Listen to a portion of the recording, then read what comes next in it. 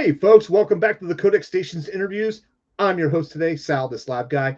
Joining me right over here is Deece Casillas. He is the man called with the comic called Kill Stan, and he has it on Kickstarter right now. So we're going to get to know him and ask him a ton of questions. And check out those books behind him, folks. We're going to ask about that too. Deece, thank you so much for joining me today. How you doing? Doing well, man. Thanks for having me. I appreciate you having me on. This is cool. No problem, man. No problem. When you reached out to me, I was like looking through your stuff. I'm like, wow, this guy's got a lot going on. He does stand-up comedian, and he's got his own label for comics. So we're gonna dive right in. Well, actually, let's start off with the non-comic related stuff. Let's start with your other stuff that you do outside of comics. Yeah. That way we could reserve the rest of the show for comics. All right. Yeah. Where do we start? My stand-up comedian stuff. Philanthropy. Tell me about the stand-up comedian stuff, man, because I like to hear about that. Yeah, so I mean, that's what I do for a living. That's what pays the mortgage. I've been doing that for in some form or fashion for about 20 years now. Right. Yeah, it's it's another silly, stupid job that, luckily I've been lucky enough to curate a living where I get to do the things I love and would do for free, and get to make a living at it. So yeah, I just started doing stand-up like 20 years ago at this little shitty bar in Long Beach, California, where I'm from. And then just kind of kept going with it. The funny thing is there was a point when I had built, I had my own independent marketing firm, business development, marketing consulting firm thing that I did. And it was great. I mean, it was great financially. I made a ton of money, and it was, very successful, but I was so bored. It was just so boring. It's not what I wanted to do. I've always been a creative. I've always wanted to be a writer. And when I started doing stand-up at this, I'm just like, oh, I'm done with that. And I quit my 6-figure a year job, I just folded my business, and I just started doing comedy and writing, doing what I wanted to do. People thought I was crazy, it took a couple years, quite a few years to make it into what I'm doing now. But yeah, that's what you got. Do you travel a lot for the comedic business, or No, well, I actually live in Texas now. But I've lived all over, and I've toured all over. I've toured across the country, across the world. I performed in 6 different countries. Wow. And yeah, I'm always on the road somewhere. Actually, I'm gearing up to head back to California next week for 10 days and little 10-day leg of the tour in California. Then I go to Arizona, back in Texas for a few, Oklahoma. Then I go up to the Northwest. I'll be in Washington, Oregon, Idaho, Montana, and that's just the first half of the year, Any East Coast trips? Because I'm on the East Coast. I do occasionally. It's so funny. People ask me that. I feel like it's like this weird Mason-Dixon line thing where I never get that far east. I do the Southeast and part of the East Coast. I've gotten as north as Delaware, I think, is the farthest north we got one time. Okay. But I've had this standing invite to do this theater in upstate New York, and I've just never taken up on it yet. Part of the problem is it's got to make sense. I've got to have the time, and I've got to it's got to make sense to where, financially, usually it's I'm going to go somewhere like that. I got to string a couple dates together to make it make sense, a little more sense. So if I'm going to take a week and go to the East Coast, I've got to have 3 to 5 shows I want to put together. Right. Otherwise, time and effort doesn't really pencil out. And I just don't have as many connections in the Northeast. So I end up, and there's plenty of work in the West, and I like the sun, and I like, so, I just kind of end up saying, I do like Florida every 18 months and, Georgia. So I'm in the Southeast, but yeah, I go to North Carolina probably once a year, North Carolina, South Carolina. But that Northeast and Midwest just don't hit a ton. Okay. All right. Not against it. I would. If you're a booking agent out there listening, or someplace that wants to do comedy, hit me up. I'll come to you if the All right. price is right, you know.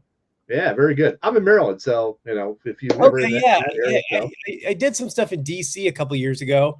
DC's not too far from me, so yeah. Yeah, so that kind of, that kind of DMV area, I did that area a couple years ago.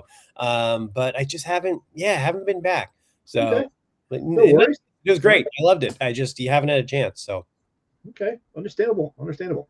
All right, so tell me about Infernal Comics. Tell me how that started. yeah, well, Inferno started because I've always wanted to make a comic book. All I ever wanted to do my entire life is I loved comic books. I wanted to write comic. Well, I want to be a writer. I loved writing, but out of all the things I've written over the years, I always loved comic books the most. It just seemed like the hardest to attain for some reason. Because like when I grew up in the '80s in LA, and the industry was all in New York, which was as far away from me as humanly possible, and I had no money, no concept of how. There's no like, oh, I'll just go to New York, or I was like the farthest thing away in the world. Like, you might as well have said, Marvel Comics is on fucking Neptune. Oh, sorry, where's the F bomb again? I already that's all fine. right. Sorry, YouTube. That's all right. But so again, I always wanted to do it. And then finally, I tried over the years a couple times as I was writing. I published books. I've written for TV, film, done my own a bunch of comedy stuff, sketch stuff. So like writing, I was writing professionally. And I'm like, God, I want to make this comic book thing, work. I've written a million scripts over the years and a million ideas. And it just never panned out with the artists I worked with. Never really happened. And then finally, a couple years ago, I just decided, I'm like, I'm going to make this happen. I'm going to find an artist I like. I'm going to, offer him a page rate that's, going to keep him motivated. And put my team together and make this book happen. Part of it was I wrote a script that it is what we're talking about, Kill Stan, which had to come out. There's no, this was like, I'm almost glad I never got another project out before this, because this is the one that needed to be the inception of it all. Right. This is the one. This is the story I feel like you had to tell. Yeah. Right? Yeah. Yeah. And things in life had to happen for me for this story to be created. So yeah, and that's kind of how we got to here. And Infernal Comics is just, I'm always been enamored with the book, with the Divine Comedy Inferno by Dante, and that so I that's kind of the homage to it. I've talked to a lot of comic book guys, and I'm an X-Men guy growing up, so they're always like, oh, is this after Inferno, the crossover? I'm like, no. But that is a great crossover. I do love that one. Anything that features Havoc heavily, I'm into. But even if he's dressed like a gimp sex slave the whole time, I'm still there for it. I support your life choices, Alex. Very nice. But so yeah, that's how Inferno happened. And it's funny, when I say created, I created in my head, I created on paper. I created Inferno Comics when I was probably 13 years old. Like, that's how long that idea of the label has been around. So this, it was always going to be Inferno. I mean, I have old comic book, like fake covers I drew when I was like probably 13, 14, that has like a little Inferno Comics label in the corner. The logo's different then than it is now, but that was the idea. So yeah, it always stuck around, and that's what I'll be publishing my books, unless somebody wants to give me a big fat deal. Eric Stevenson, call me. But and I'm working on trying to curate some books from some other creators to help them get published too. Now that I've walked through the process, I've done it. I know how to do it all and kind of make it work financially as best as possible. I want to curate a line of books that represents the label.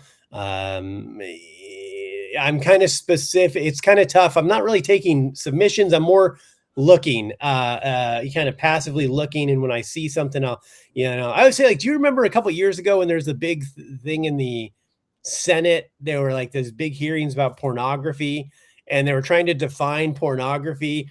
Right. And the one of the senators said, like, "Oh, I'll know it when I see it." And that's how I feel about the books I'm looking for. I'll know it when I see it. Okay. So we are looking to help, and it's the type of thing where I don't want. It's not because I want any financial. I don't want anything out of the books. I just want to help other people get books published that I believe in. Okay, very good, very good. So why don't you tell me about Kill Stan then? Yeah, I'll give you the elevator pitch, and then I'll kind of work backwards to the how it was created. How about that? I'm going to throw up your Kickstarter link right now so that you can talk about it. All right. So, Kill Stan, elevator pitch is suicide by vigilantism. It's about a guy who wants to end his own life, so he decides to do it through vigilantism. On the surface, it's a neo-noir crime thriller, but really it's like a character piece about one man's journey of loss, trauma, and the crazy things we do when we feel like we have nothing left to live for. Right. So that's kind of the basic elevator pitch. How this story came about was when in January of 2020, my best friend, another comedian, he actually took his own life. Thank you. It's, it was one of those things where it wasn't necessarily a shock. There'd been attempts before, and, you kind of hope things are better, and things are better for a while. And then you think anyway. Right. That's the one that stuck. So that happened, and not only was he my best friend, the closest thing I've ever had to a brother, and I say that having a brother, but we, I'm the one who had to do the wellness check, make sure to have the police go check, because he was not responding to messages. So I had to call the police and go, and then, break into the house and, find the body. And then his parents lived in another state. I had to call his parents because I didn't want, I didn't want, I know his parents, they love me. I love them. We have a relationship. We've known each other for years. I didn't want it to come from like a random police officer. Right. Yeah. I wanted it to come from someone they know and love and trust, and know, was their son's best friend, and it was, a caring voice. And so I just became this a point of contact for this whole thing. And as I started calling people and letting them know, the people that needed to know, immediate people, his estranged wife, they were still together, but they were separated and things like that, and calling people. And then as the word got out, people were calling me, asking me questions about it. And I was just reliving this thing probably 15 times a day, because I had to keep giving the same information and telling people. And so it was a lot to process. And as probably about, I don't know, 6 weeks after the funeral, maybe even less than that, when it's kind of, you're almost feel like, I don't even want to say normal, but it's the temperature was coming down a little bit. COVID happens, COVID, March 2020. So then I'm stuck in my house and just swimming and living in this. I can't see other people. I can't do my job. And then, you start to see all these things during COVID of people. However you feel about COVID is, that's not really the point. The point is that factually, people were losing everything, losing their life, whether physically, spiritually, mentally, financially. people were breaking and losing everything in different ways. Right. And I'm just watching that, and I really like. I really like to observe people and observe culture and observe the way things are happening, and it's just, you know, I process it in I don't know, I hesitate to say unique way because I'm not like some special guru, but I just it's a thing that I really like contemplate when these things, you know, these big shifts in culture happen. Maybe it's just the comedian in me, the observant kind of have to like, how does this become the next thing? So all that's happening, and then, you know, there's a lot of civil unrest, and at a certain point, you know, I'm starting to put the story together of, you know, process of like, hey, you know, a guy who has nothing to live for, you know, how crazy could it get if you really had nothing to live for? And then I heard the phrase on this news thing I was watching, you know, suicide by cop. Yeah. And I go, and then the phrase suicide by vigilantism popped into my head. And I go, oh, that's interesting. And I started thinking about that, and I kind of married it up with this other idea that had been percolating, and then we were off to the races. Once those ideas married up, I'm like, okay, guy wants to end his own life, suicide by vigilantism. He can't really bring himself to do it. He's going to hit the streets. He hopes someone takes him out. And like, it just poured out of me. And really was kind of like a nice catharsis, you know. It was very cathartic to write it and get that out. And Oh yeah, I'm sure that was a very good medium to get that therapy or that catharsis, like you said. That's very good. Yeah, so I mean, it just it became that, and it really, you know, the whole thing. Once those ideas were married up, it came fast, and it was all written pretty quickly. So yeah, very good. And you're up to 4 issues now. That's, as you can see from the Kickstarter link, we're on issue number 4. I have not clicked that one, but you did send me issue number 1. I read it. I enjoyed it. I thought the pace was very well done. The art was amazing. The story was very good for me. And it's a little bit out of my superhero realm because I'm a superhero guy, right? But I mean, that's fine. It does, you know, but I still read it. I still enjoyed it. Yeah. So I think I'm going to go ahead and sign up and get the rest of your the issues for this because I did enjoy it. Oh, thank you. So yeah, you're welcome. Yeah. So folks, you definitely got to check it out. Check out the Kickstarter there.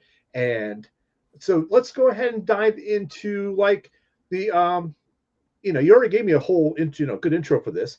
How about the art? You said you picked up an art guy and you had him do it. Did you pretty much direct him to say, hey, I want this scene to look like this? Or did you just give him a script and then have him like, oh, well, this guy's got to be right here for this scene or this? And then he would show you it and you would be like, yeah, or something like that. How'd that come about, or how'd that work out?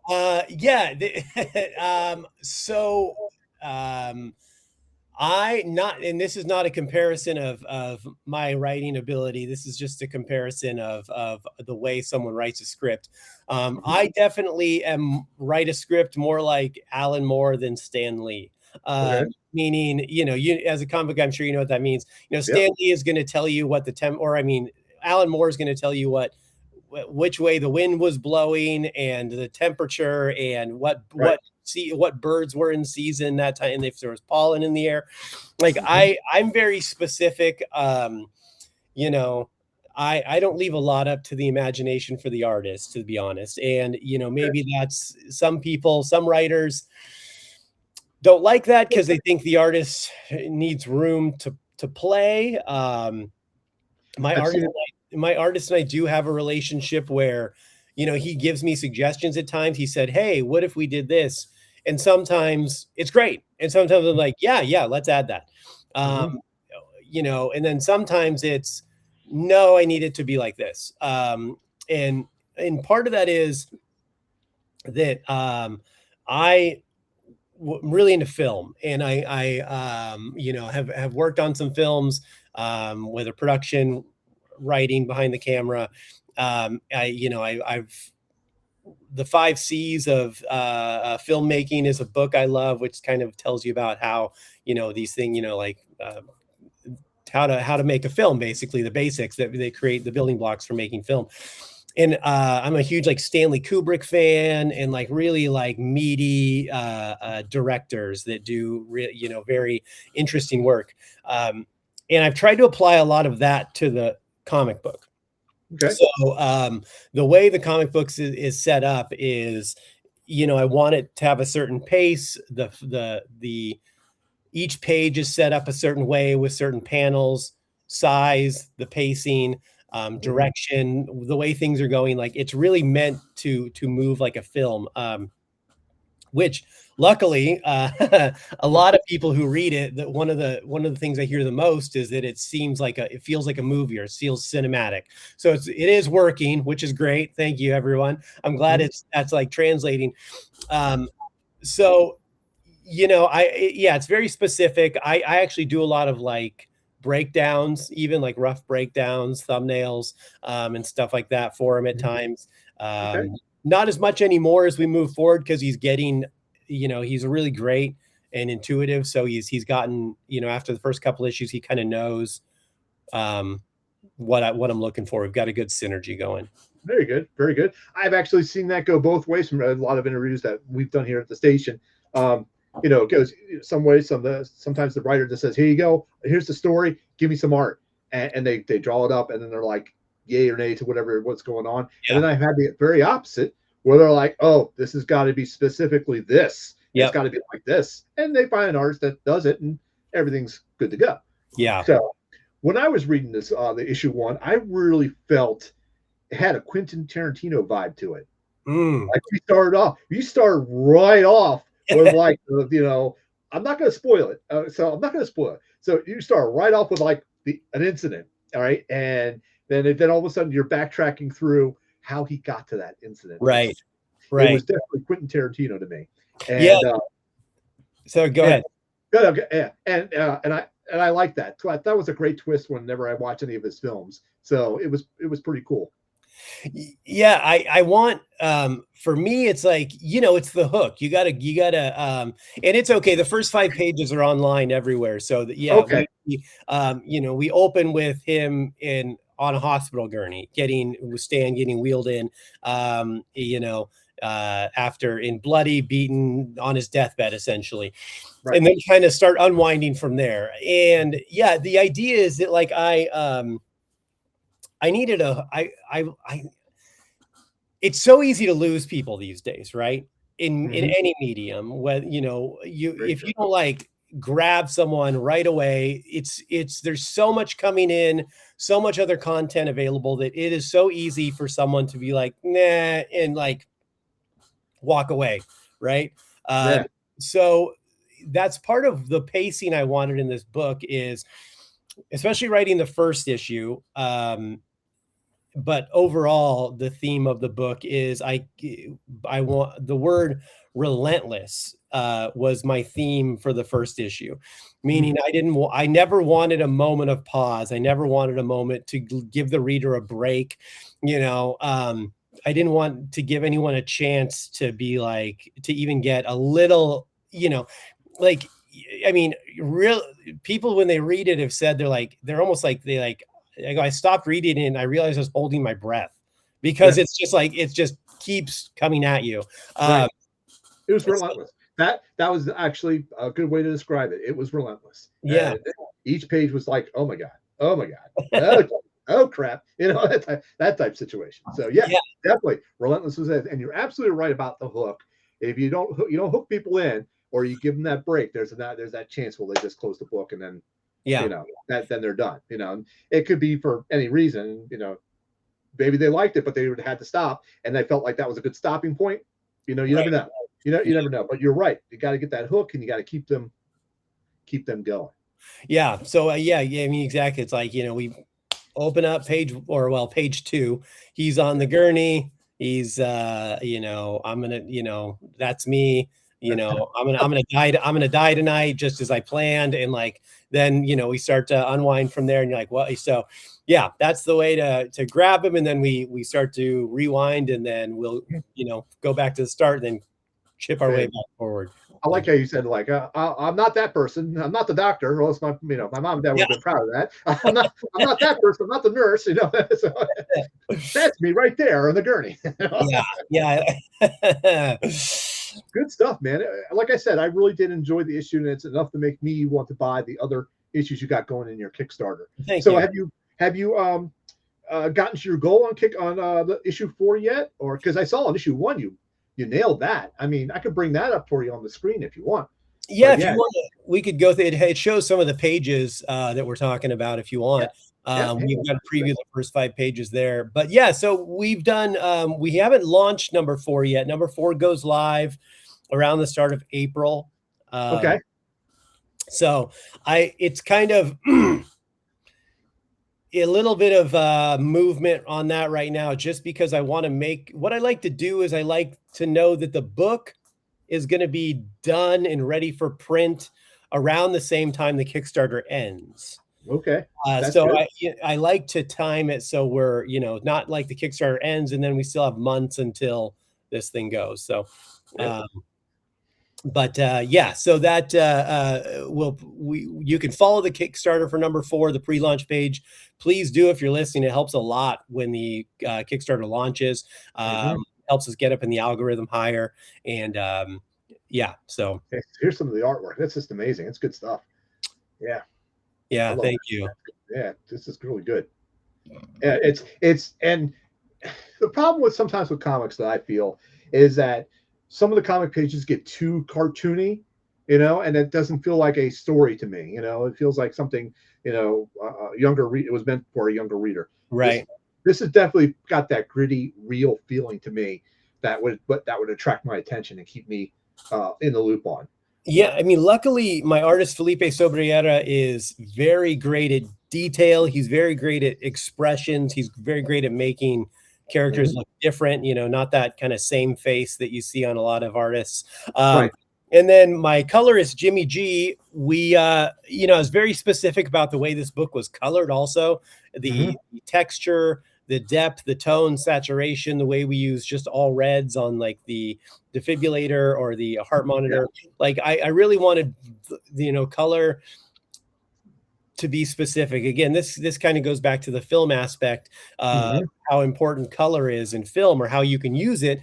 And it's like comic books is a visual medium. And I feel like so often they kind of lose the plot when it comes to coloring. They're like, yeah, okay, now color the book. And you're like, well, wait a second, like let's use a certain color scope and tone to convey the message and what we're saying here. Like there's opportunity to tell part of the story through the coloring. Yeah, definitely. Yeah, you called that exactly right. And by setting that tone, it I don't want to say this in a bad way, but it grounds the reader into it. You know what I'm saying? Right. It gives them probably a visual representation in their head or something like that. Like you said with the heart monitor being a red, you can immediately apply the danger or the criticality of that issue that's going on. Yeah. And so we use, so color is very important. I really, again, it took after the first issue took a lot of back and forth with Jimmy and I for him to get the idea of how we wanted this book colored. But now it's so great because like my whole team, I'm so blessed to be with this team because like now after the first issue, I can just they get it. And they're like, I'll just send them the script and it's like very little notes after that. Like they just nail it. So. Right. Okay, so can I pull up issue 4 here with that link that you sent me? It's just the pre-launch page, so it won't give you much. It'll just have like a Okay, but this is the actual page for it. Go ahead. I'm gonna click notify me on launch. Yeah, please do, guys. We're trying to get as many followers as we can when this thing launches. And when did you say launch was? It just says launching soon. I'm sorry. When do you plan to launch? We're going to launch around the start of April. Okay. It's kind of what we're aiming for right now. I'm kind of, again, just getting I want to make sure that the book is going to be wrapped up around the time the Kickstarter ends. So Felipe and I are kind of trying to plan out that timeline. I like to be able to the Kickstarter end, and then I like to immediately be able to send the book to print. I don't want to have to wait. I just want to, I like to fulfill books as quickly as possible after a Kickstarter. Yeah, that's awesome, because I know a lot of people. There we are. There we're back. A lot of people like the physical copy instead of reading it online. I mean, I'm 50-50 on the situation. If I really enjoy the rest of the series, like I'm enjoying that first issue, I'm probably going to buy it. So, and then I'm going to, of course, ask you to give me a little autograph. Oh yeah. I got you. Because I got to add it to my wall somehow, to display it somehow. But yeah, so definitely can't wait. So let me ask you about this. You got a bunch of comics behind you. Yes. What do you collect? Well, here, it just keeps going. Oh gosh. How many books? Well, first, how many books you got in your collection? It's somewhere north of 35K right now. Nice. Yeah. Just north of 35K. And then there's probably about, mostly raw. I've got about 170 slabs and probably about, I don't know, 1,700 trade paperbacks, collected editions. Nice. And yeah, so my main thing is X-Men. That's the main thing. I'm on the hunt to finish my X-Men collection. I've got everything, and I'm from the 1963 run except for number 1 and number 4. Oh, it's so close. Yeah, so close. And not that they're not available, it's just how much I want to spend. Yeah. I'm hoping this is the year I close that gap. I found a couple copies of both that are in the wheelhouse of like doable. The part of the problem is I want a raw copy of both. I really want, this people think I'm crazy because I want to like literally read my copy of the first X-Men. I don't want it to be like, I have books in slabs, but they're all books that I also have raw. And the only reason I have the slab is because I like the cover, and like I want it just like, or it's like a cool thing. Like I've never sent a book in to get slabbed. They're just things that I bought in collections or I bought online where I'm like, oh, that's cool. I can give you tips on that because I've done a lot myself. Yeah. I've sent off a lot of different books here and there to different companies just to get, and I've done reviews on those different slabbing processes. So I've done a lot of different companies. Yeah, I've got my X-Men run actually goes from 13 all the way up, and then I'm kind of a little bit scattered from under 10. I think I need 7 or 8 books left, and then I'll have my volume 1 complete as well. Yeah, that's and here's the thing. Not only do I, that's how close I am for that, but I also have every issue of pretty much any other X-Men or X-Men related book, like all the other Uncanny runs, the adjectiveless X-Men, X-Factor, X-Force, all those, Excalibur, even tangential stuff like Dazzler, Deadpool, Captain Britain, even like the magazine size Captain Britain, all that stuff that's X-Men related, I have. I like to call it X adjacent. Yeah. That's, I've got, so I mean, like my goal, I actually think there's a chance that I may be like, as far as like a single collector, might have the largest, or in competition for the largest single X-Men collection out there. I'm willing to put my X-Men collection against other people. Okay, I got somebody that could challenge you on that. I'm not saying there's not some challengers, but I mean, I'm like directs and newsstands, variants, rare variants, exclusives, and again, all the X adjacent stuff too. Like I said, where you're anything that like has a little bit of X stink on it, I probably have it. So okay, no, that's cool though. That is cool. If you ever get the chance, check out the Codex Station. Go to Uncle Gary's Emporium. He's a guy on our show. We call him Uncle Gary because he's the uncle that you absolutely love to have. Yeah, he has 60,000 plus in his collection. Okay, and he's got complete runs of almost every book out there. He's a very big DC guy as well. So he's an amazing guy. very funny. But yeah, he's like you. He gets the newsstand and anything like that, anything exaggeration, because he's been collecting for 60 years, and he just Yeah. says, "I'm never stopping. Why stop now? I'm not Yeah. stopping." That type of thing. So yeah, Wait, definitely got to check that out. real quickly, Sal, I got to ask you this Yeah, because go ahead. you said you slab a lot of books.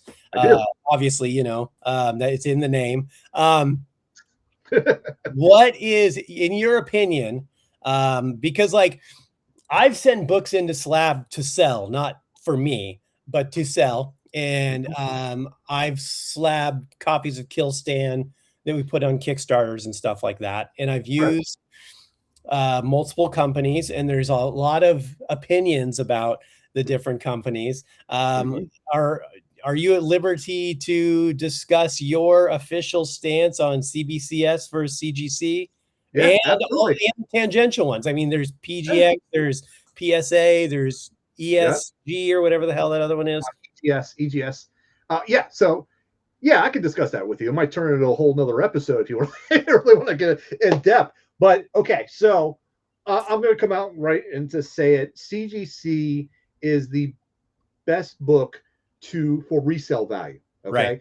Only because, and this is the only reason, because they have the market. They have a corner of the market. They really do. How many scandals have they had in the past year, 2 years alone? And they're still cranking out books, and they're still getting, I want to say, a good 10 to 15% higher than anything else. I'm sure. Okay? Yeah. And now they've merged with JSA for signature verification. So I think CBCS no longer does the verification anymore, because I don't know. I have to look into that. I thought they were. I think they are with someone. They're still doing it. They're still doing it. They still do a verification. Yeah. Okay. All right. So I thought I heard that. I just haven't. My life's been hell the past couple of weeks. So I mean, I really never looked back into it. And yeah. So as far as like quality wise, okay, CGC, CBCS, and even EGS, expert grading system, expert grading service, excuse me, their quality is all the same with the books, and I can see with the CGC books, I can see how they were scandalized, because they got people that, were able to crack a slab without breaking it, remove the book, slide in another book, resell it, and then sell that book as the original one. It was like Amazing Spider-Man, the number 300, which I got a copy right there as a 7.0. They managed to like get a signed copy, or a regular copy of like a 9.8, something ridiculously high. And then they would take out that 9.8 and then slip in another one that could be any other grade. You never know. Yeah. Resell that case back up, and then they sell that as the 9.8, get that value, and then rinse and repeat. So I hated that. That was really a nasty scandal that they went through. But they still have that corner in the market, and they still consistently sell higher than any other grading company that I've seen. Now, turnaround times suck really bad. They really do. It just really depends. Now, like you, I grade and get them covered, or get them graded like this, because I love the cover. I mean, look at that Colossus one. He's like smashing through the wall. Right. That's just an awesome cover. The book is not a key whatsoever. It's a dollar bin book, probably. Well, that one's a virgin variant, so it's probably like $10, maybe $15, right? But in no way is that worth slabbing, if you wanted to resell, right? And I'm not the guy that's going to resell a slab that I want, because I love these, right. colors. These are amazing. Now, that doesn't mean I haven't sold slabs. So 2 years ago, I went to Baltimore Comic Con, and I took about 12 slabs that I was like, I'm not really, attached to these guys. If I sell them, great. I want to use them as trade bait for something higher. And I did. I sold all 12 of my books, got a good payout for them, and I ended up buying my first John Stewart from Green Lantern. Oh, right, nice. There. Nice. It's an 8.0. And I picked up the first Guy Gardner raw, and which I had slab, but it's not up there right now. And I picked up X-Men 94, as well. So with all that money that I made from those slabs, I was able to upgrade or get pieces in my collection that I really wanted. So as far as that concerned, that's how I would move slabs, because I want something else. I'm not too attached to this guy. I'm going to sell it. I'm not the guy that's going to grab the latest FOMO book, slab it, and then try to resell it for cash. I'm not that guy. Yeah. that's just not me. There's people that do it, and honestly, there's nothing wrong with it. People are trying to make money. I understand it, but it's not me. Yeah. So it's such an interesting thing because I've like that CGC still holds such a big part of the market, and there's just like no matter what happens, they still people just still stand for for anything they do, and it's just the way it is. But it's like one of my things that I always taught, when these conversations come up in all the groups and conversations and stuff, I'm like, the main thing for me is because I don't really send stuff in for me to get slabbed, but I do buy slabs if I like the book. They don't have to be super high grade. Sometimes they're just things I like to cover, or the price is right. Right. Like I got some, what number is it? It's an old Amazing Spider-Man book, 100 something, and the cool cover. It's like it's like a 3.5, but it presents pretty well on the cover, and it was $20. And I'm like, oh God, cool.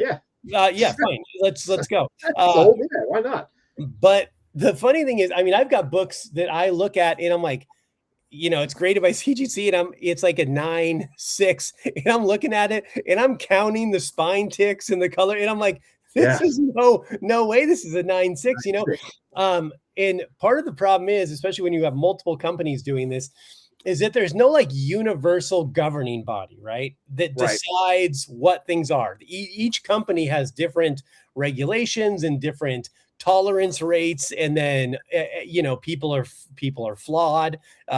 We make mistakes. There's someone could just be, it could be a Friday job where bad day, they want to work that day, and they're like, it's one of those things where you're like, the grade matters, that it's given, but also it doesn't always matter. Like it's not written in cement like people think it is, or it shouldn't be, because there is so much subjectivity around how those grades are given. Right. Well, you're right, and that's one of the topics I brought up on mine. We have a slab show that I do as well on the Codex Station, and that's one of the things I brought up. For a universal, rules to follow, and it's supposed to be the wall. I almost said Wall Street. The street. Overstreet. Overstreet. Thank you. I was blanking on the name because I was thinking Wall Street for some reason. The Overstreet Guide has those rules in there, about what defines a damaged book and stuff like that. So, it's really bound to the human that's actually doing it. I know CGC is supposed to have 3 people looking at each book. I doubt that. I doubt it, but it is what it is. That's what they say, and but that's how it goes. My most recent one, actually, and I'll show this one to you, is because I wanted to test out PSA, and I got this Mandalorian book. It's dual signed, and man, this case is like a rock. You could hurt somebody with this case if they broke into your house. Bam! I haven't seen one of the PSA cases in person yet. I've heard they're great. My only complaint is, my God, they need to fix that label. Their labels, they look like someone made them on MS Paint from '94. Like, what are you doing? I mean, you could get a 6th grader with a tablet and Procreate to make you something better in 5 minutes. Right. So one of the companies I got done was EGS, Expert Grading Services. They actually let you customize the label. Interesting. So, and that was pretty interesting. And that was their hook. And he follows the Overstreet Guide. We had him on the show too and interviewed him. He's a great guy. That was their hook with that custom label. So I had a Darth Vader book that was mostly black and he's holding the lightsaber kind of down, but that red glow is really bright. So I had a gradient red in that labeling, which just looked awesome with it. Now, the other book I had done was a Goblin Queen Virgin variant from Dark X-Men #1, I believe it was. Yeah. And she's on there. She's got the big ass scythe and stuff like that. Looks really badass. Also, there was a tone of red, so I got that gradient red too. Awesome. Looks really cool. And now they also do the regular standard blue label, yellow labels if you wanted to do that as well. So I like that about them. and their turnaround time was about the same at the time of everybody else, just because of business and stuff like that. But he does not have a hold in the market yet. He's trying to still get into that break into that market, you might say. Yeah. But and their cases, like I said, were the same pretty much everywhere. Everybody else. The only grading company that I don't trust, unfortunately, is PGX, because of that their incident that they have with a long time ago. And I know they've been trying to recover from that. I don't think they have. There's not PGX books sell way under value, I think, sometimes. And I personally bought some, and I've cracked that book open and taken a look at it and decide if I want. It's in my. If you see my red, you don't see my red box. I got a red box over here, right next. That's my slab box currently. I should say my current slab box. Right here is another one, middle one right there. That's primarily filled with books that I want to slab. Okay, and of course this red one right here is my my weekly pool and stuff like that I pick up, and then after that fills, I take it to a undisclosed location. So so I've got a lot of books. I got maybe about 30 or 40 books that I'm like, oh yeah, I gotta slab this. Oh, looks awesome. I gotta slab this. But financially, it's gotta wait until I have that money. And it'll wait. So yeah, I primarily slab because I love the cover. Like this Mandalorian cover. It's just a pretty badass cover. Take a look at that right there. It'll give you a nice look. And I love the Mandalorian show. So when I saw that I got this dual signed. Well, I picked it up dual signed. I'm like, well, I got to do the signature verification. Let me try PSA. Yeah. And it took them. It took them January, February, March. Yeah, almost 3 months to get back to me. Yeah, but that's kind of to be expected, especially when you're doing signature verification. So correct. And I was just curious a take of someone who's embedded in it. I know how I feel. I know it. How it's just funny that, like you said, given all the scandals CGC's had, a dozen scandals in 18 months, and people still buy it. Right. And they still consistently sell for more than anybody else. Yeah. It is what it is, folks. Yeah. I mean, I don't control the market. All I can do is just make observations, and that's there you go. Yeah. Anyway, I didn't mean to derail. I just had to. Man, you can talk about slabs with me anytime, man. We'll do a side tangent of slabs sometime if you ever want to do that. So I got one more question for you, and then we could ask some other things, or you can go into more detail. The Beast, where is he in your world? Is he an X-Men? Is he an Avenger? Is he a Defender? What is he? The Beast. That's a good question. It's funny. I was thinking about, I don't even know why. I was thinking about this the other day. It was on one of my, when I drive for comedy, if something's usually like, if I can usually get there within 6 hours, I usually drive instead of fly. Right. And when I drive, I don't put on music. Usually I just think, and it's a lot of, I do my best thinking and whether it's for writing or for comedy or whatever. And I was thinking about, out of the original X-Men, and I'm including Professor X and Magneto in this group, right. Those 7 people, if you had to rank them, how would you rank them as the most like kind of important, well-known, what order would you put them in? Okay.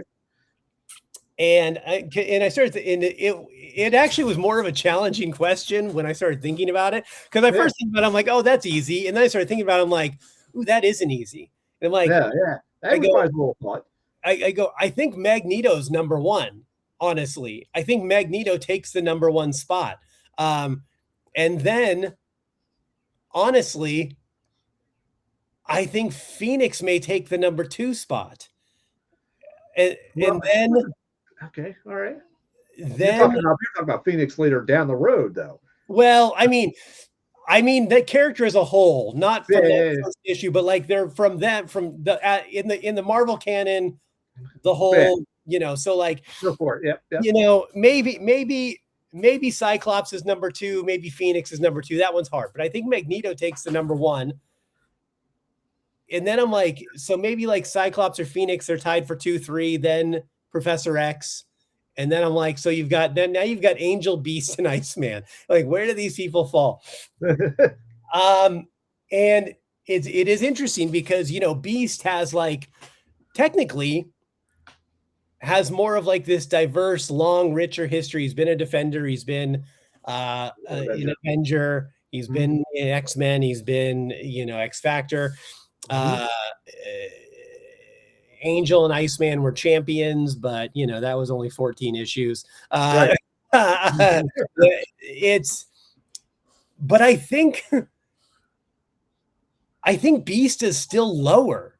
Like I like, and this isn't a personal opinion of how I feel about Beast, but I think like in the echelon of Marvel, and maybe it's just kind of the characterization of the last few decades. He's had kind of identity crisis ever since I think ever since Morrison is where it started. So, you know, I like Beast as a character. If I was writing the X-Men, I'm not sure he would make my roster. It's not. I just don't think he's a character I have a lot of interest in writing. I like him on a team. I like him being around. You know, I think to me he's an X-Men because I'm into X-Men. Although I do like the idea of him as an Avenger, and I love the Defender series. It's such a fun. But that's like a fever dream in the Marvel universe, you know. We're gonna take the Beast and Valkyrie, and I guess Angel was on the Defenders for a while too. But like and Ghost Rider and Black, you know, like what is happening? But so again, I love the Beast, but I don't think he makes my top 10 X-Men. You know, he might make my top 10 Avengers. But he doesn't make my top 10 X-Men. But I also like really weird, like my favorite X-Men character is Havoc. And my second favorite X-Men character is probably Longshot.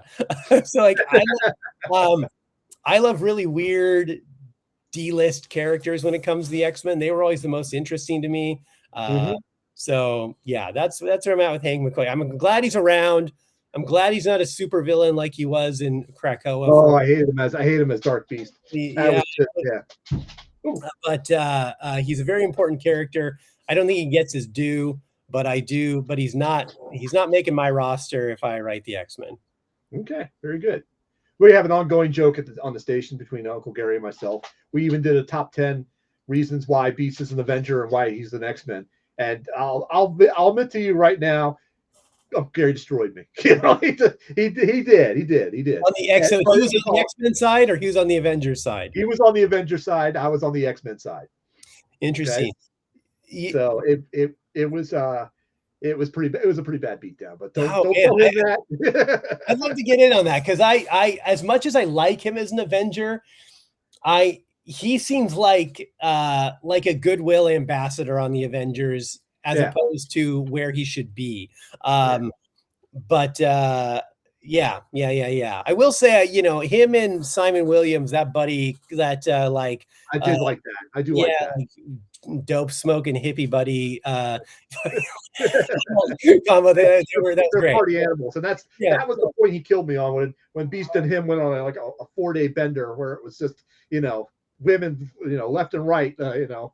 Yeah, I would argue that is the least Avengers thing you can do. You know, he's like that's being a bad Avenger. You know, there's so much crime happening, and you're like, you know, in the pages of Spider-Man, we've got Mysterio taking over Queens, and you know, instead of helping, being the Avengers, Beast and Wonder Man, Simon Williams are, you know, smoking peyote in the desert. You're like, hey guys, we could use a little help over here. You know, we're busy. We'll get back to you. Yeah, we're finding ourselves right now, bro. All right, man. All right, very good. All right, so I guess we can go ahead and wrap this up. Unless you have any other points you want to add or talk about or anything like that. Let me ask you this one question for any writers out there that are trying to write or trying to like get into, you know, doing the business. What top 3 tips would you say to do?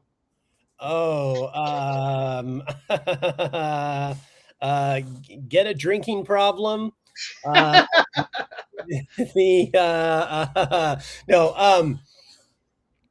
What I would say in earnest, I would say, if you really want to do this, and this isn't even just for comedy writing or comic book writing, but anything you really want to do, but especially something like this, because it is so challenging to get into, is it's like the easiest thing to do and the hardest thing to do, because you can write a comic book. That's takes zero, there's no money involved. It just takes a little bit of time. But then getting it to the finish line and to the printer and to people takes a lot of time and money. Yeah. But I would say, number one, be willing to sacrifice. And again, this isn't exclusive to comic book making. This was when I did for doing comedy. I used to do music. It was the same thing. And it's the same thing if you're trying to get a degree in engineering or whatever, Right. or you're going to have to sacrifice a lot of time, money, and effort, and not do things you want to do for a little while. You've got to focus on the long term. Think of the long game.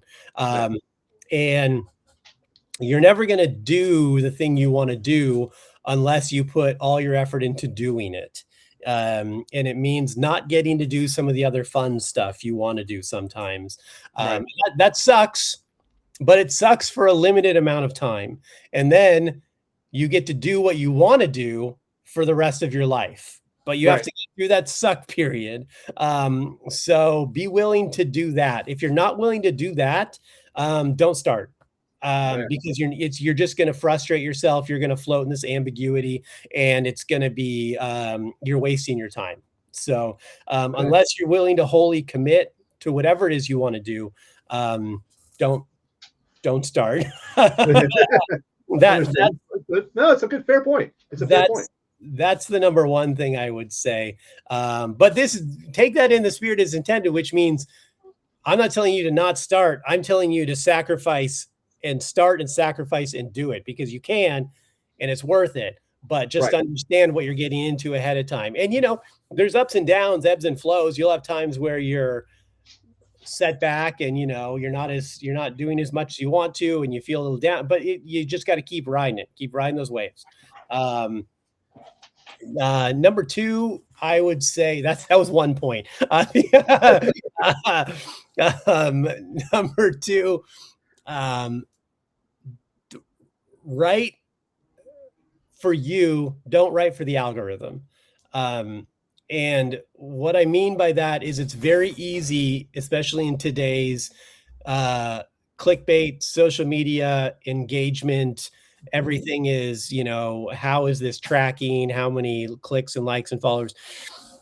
There's ways to game the system to get more views, but I would rather get 10 views that are committed, that are truly ingrained and engulfed in what I'm doing and invested, than 100 passive ones. And it's going to be very hollow if you write something that you think is what people are looking for. Look at the movies that are getting made right now. They're going to make the it's the second one. They're going to make the 13th Fast and Furious movie. Okay. Not because they're good, not because they have any artistic value at all. Not because, and it's fine if you want to watch it. It's crap, but you can watch it and enjoy it, because that's fine. But just they're doing it because they know it makes money.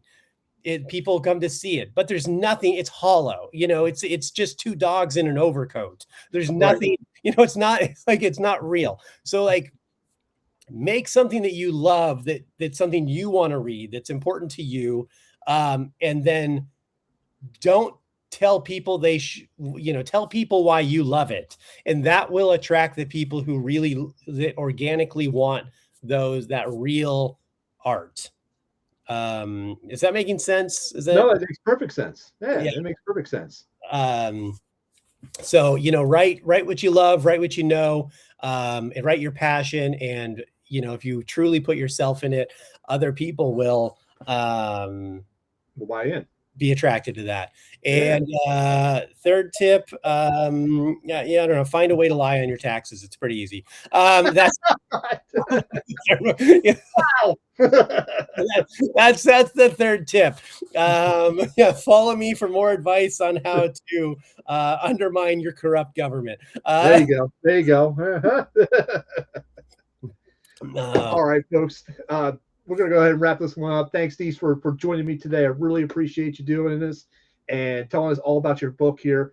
Like I said, I liked it. I'm going to go ahead and get the Kickstarter on it. I'm going to do that pretty soon here, probably next week or so, and get on board with that because I'm interested to see how this ends up. Yeah, can I just pump a couple things real quick? Absolutely, go for it. Thank you very much for having me, Sal. This has been fun. I appreciate it. Like we were talking, Kill Stan number 4 comes out soon. Please follow the Kickstarter page. Again, it helps us a lot for the pre-launch. You don't even have to support it when it comes out, although I'd appreciate if you did, but it does help us get up in the algorithm when we launch and fund faster. It is a 10-issue series also. I don't know if we talked about that. So there is an end to this, guys. So there's not like this isn't going on in perpetuity. It's a 10-issue series. It's all written. We're just slowly chipping away at the art. We get a book out about every 3 months. So there is an end game. So just know that every issue counts. You don't have to, you're not bought into something that's going 100 issues. I do have another project I'm working on that's going to come after this. We'll talk about that another time. Not giving a bunch of details on that yet anyway. But if you want to order number 1 through 3, you can on our website, inferno.earth. Inferno. I'm sorry, I should have had that up. I should have had that. I'm sorry, I don't have a card for that. .earth is the domain. There's no .com. It's inferno.earth. That'll just type that into your CompuServe or whatever you use as a CompuServe. God. Navigator.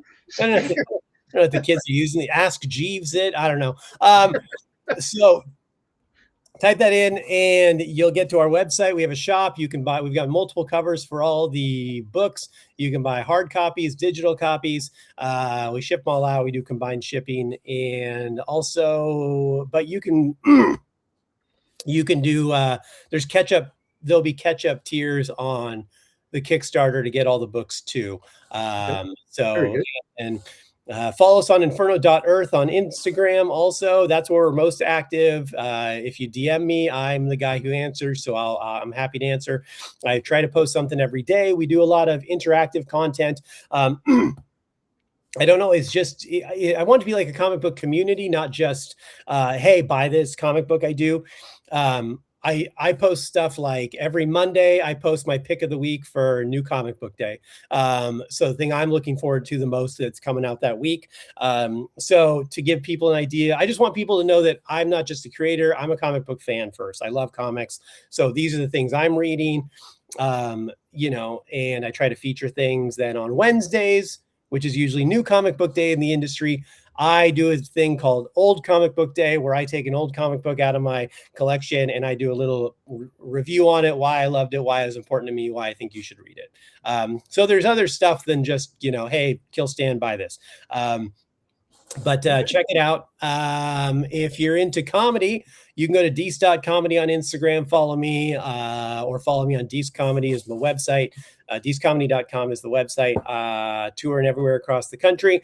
If coming to a city near you, if I'm not, call me and we'll set something up. I'll come to you. I also have a deal on my website right now, Deece Comedy. Click the Not Your Cup of Tea link. That's my 1-hour comedy special that I filmed a few years ago.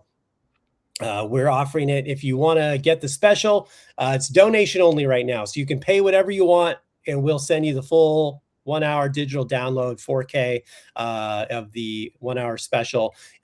Most people pay like $5-10. You can even pay $1. It's a dick move, but you'll still get it. We'll send it to you. It's fun. It's a lot of, just stuff that I wrote over years. It's a really good, fun special I did. So check it out if you like to laugh. And then I host a weekly podcast called The Social Hour. Comes out on Wednesdays on DeeceComedy.com and all your major platforms. we do talk to comic book creators occasionally, but it's mostly other stuff. I just talk to people I like. It's a kind of comedy talk show. I've interviewed everyone from presidential candidates to Kevin Eastman.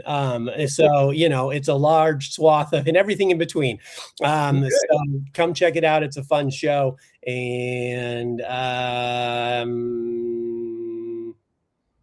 I think that's it. Stop voting for politicians. Yeah. Oh gosh. There you go. You can edit that part out or don't. I don't care. I think you should, but that's fine. I don't, you know, that goes across the board. I don't care what side of the aisle they're sitting on. We don't need them.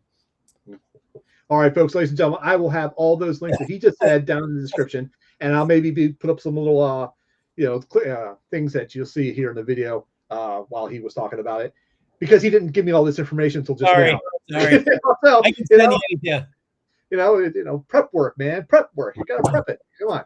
So, anyways, ladies and gentlemen, first I'd like to do a quick serious shout out for anybody who's suffering from mental illness. Please reach out. Please reach out to friends.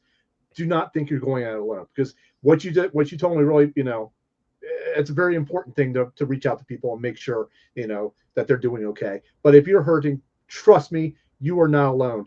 Reach out to people. There's people out there that love you and want to help you. Okay. So do that. That's my only PSA. So folks, check us out here on the Codex Station. Go to thecodexstation.com. Check out our website as well. We're on YouTube. We're on most of the platforms as well. We have a variety of shows. We also do a podcast on Wednesdays. On Thursdays, we do a comic character of the week, which is pretty awesome. We take one character and we give you all the info that you want to know about that one character. It's really cool. And of course, Saturday nights are Comics Unleashed. It's 11 p.m. start, but we go through what we picked up that week, whether it be new issues, back issues, and any other things that we want to talk about that night. So thank you, folks, for joining us today. Thank you, Deece, for joining us. Really appreciate that, buddy. Hope to have you back on. I would love to have you back on one of our shows too, man. Yeah, anytime, man. I'm down to do any of them. I always love talking comics and talking shit. So awesome. All right, folks. Thank you once again for watching this video. I hope you guys have a 9.8 day.